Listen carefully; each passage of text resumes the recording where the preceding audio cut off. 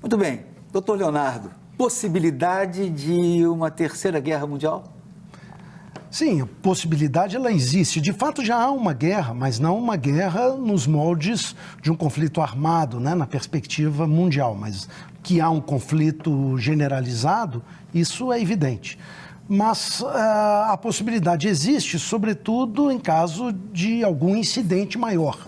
Mas, em princípio, tanto os Estados Unidos quanto a OTAN parecem descartar uma intervenção militar na Ucrânia e o presidente Putin também parece reservar a sua atuação militar à Ucrânia. Então, o conflito, aparentemente, até esse momento, parece se limitar ao território ucraniano, falta de um novo incidente. Mas que já há um conflito não militar, propriamente dito, na perspectiva global, isso é certo. Veja bem, hoje nós tivemos uma segunda conversa entre os líderes dos dois países, dos dirigentes dos dois países.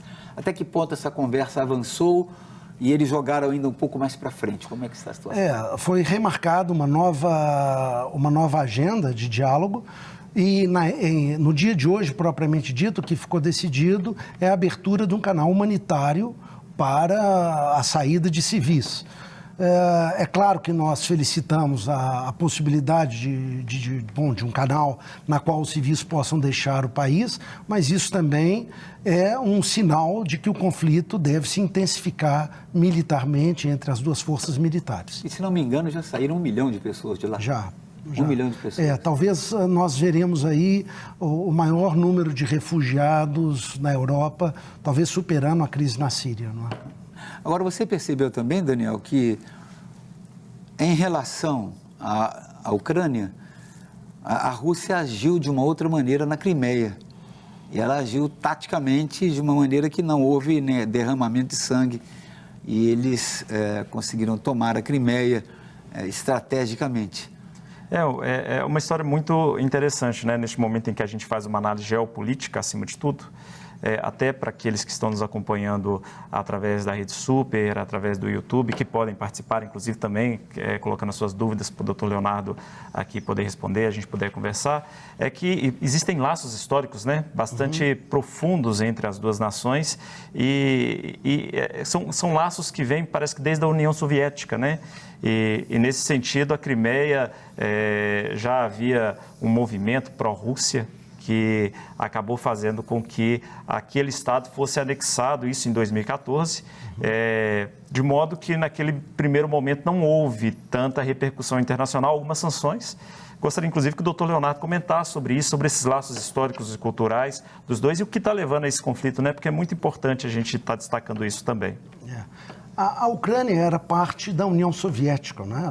São inúmeros países que se tornaram nações, Estados-nações, com o colapso da União Soviética. E a Ucrânia é um deles, né? E a Crimeia passou a ser território reconhecido como território da Ucrânia, mas a Crimeia é estrategicamente um território muito importante para a Rússia, porque ela é a abertura do Mar Negro, é a principal saída marítima da Rússia. Portanto, a Rússia age de uma forma bastante curiosa,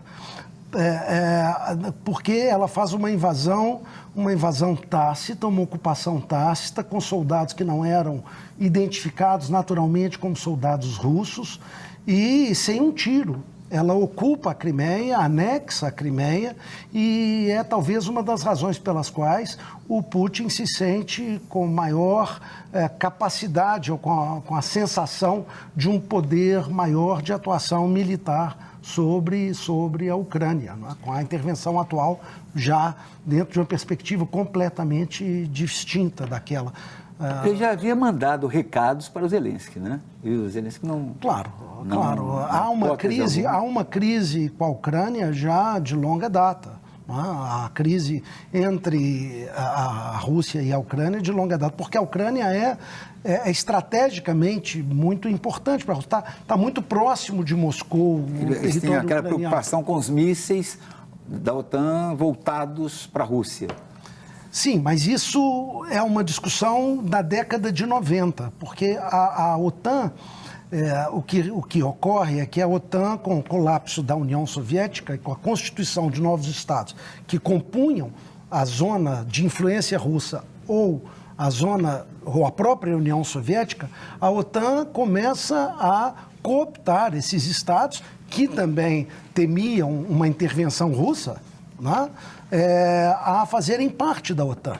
E um dos artigos fundamentais do Tratado Constitutivo da OTAN, o artigo 5º, indica que, em caso de ataque contra qualquer um dos membros da OTAN, todos os países membros do Tratado do Atlântico Norte devem responder a esse ataque.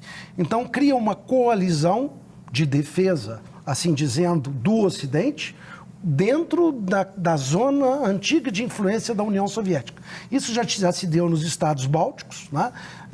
Lituânia, Estônia, Letônia, e começou a descer, inclusive com Polônia, com a Hungria, mas começou a descer e o caminho natural seria o país vizinho mais importante, assim dizendo, da União Soviética, da ex-União, da Rússia, né? Próprio à União Soviética, que é a Ucrânia. Bem, a China começa a se movimentar, pelo menos diplomaticamente, ou pelo menos a ouvirmos os sentimentos deles, da China. Como é que os chineses estão em relação à Rússia? Como a China está em relação à Rússia? Ela é parceira da Rússia? Ela prefere neutralidade? De repente, essa neutralidade pode vir disfarçada de uma parceria ou não? Ela quer tranquilidade e que se respeite a independência das nações. A China tem um posicionamento profundamente pragmático, Lincoln, porque a China, em princípio, se absteve. Então, tudo dependia da rapidez da guerra, da vitória russa eventual, tá? e do modo como o Ocidente iria reagir. Porque o ataque, a invasão, a guerra, é uma clara violação do direito internacional. Ele viola claramente, sem nenhuma justificativa, de nenhum modo, a Carta das Nações Unidas, o artigo 2 da Carta das Nações Unidas, que impede o recurso à guerra diante de uma controvérsia, qualquer que seja ela, sem que seja justificado por via de legítima defesa, conforme artigo 51, que trata da legítima defesa na Carta das Nações Unidas, ou por via de autorização do Conselho de Segurança, conforme prevê o capítulo 7 da Carta das Nações Unidas. Então, a China, ela reconhece a ilegalidade, todos nós reconhecemos a violação clara do direito internacional. Portanto, se a China se alia à Rússia num momento como esse de forma marcante... Taiwan está lá, assim, exposta ela se alia a um Estado violador da ordem jurídica internacional. Então, isso não é pragmaticamente bom aos olhos da comunidade internacional. E abre espaço para... E abre espaço, eventualmente, para a atuação dela a Taiwan. Esse era o medo inicial. Portanto, se a guerra fosse vencida muito rapidamente e se o Ocidente tivesse absolutamente enfraquecido e sem uma resposta dura e concreta, com medidas e sanções, talvez isso pudesse gerar na China a ideia de oportunidade diante de Taiwan. Mas eu acho que o que a China observa nesse momento, e a posição dela no Conselho de Segurança é muito claro, diante da abstenção, é que a resposta do Ocidente é uma resposta marcante, é uma resposta séria. As sanções foram sanções sérias. Foram sanções sérias. Não foram as mesmas sanções impostas no caso de Adolf Hitler, quando ele começou a se movimentar. O mundo é outro. Putin não pode fazer o que Hitler pôde fazer naquele momento, nos Sudetos, né? Nas reivindicações da Tchecoslováquia da época, porque o mundo é muito mais conectado. Então, a forma com que os europeus e os Estados Unidos responderam à Rússia, eu acho que viabilizou no consciente chinês a hipótese de que o melhor, o mais importante é a manutenção do comércio, é a manutenção da legalidade, é a manutenção da ordem, sem, contudo, impor ao seu vizinho uma crítica marcante, como fazem os europeus.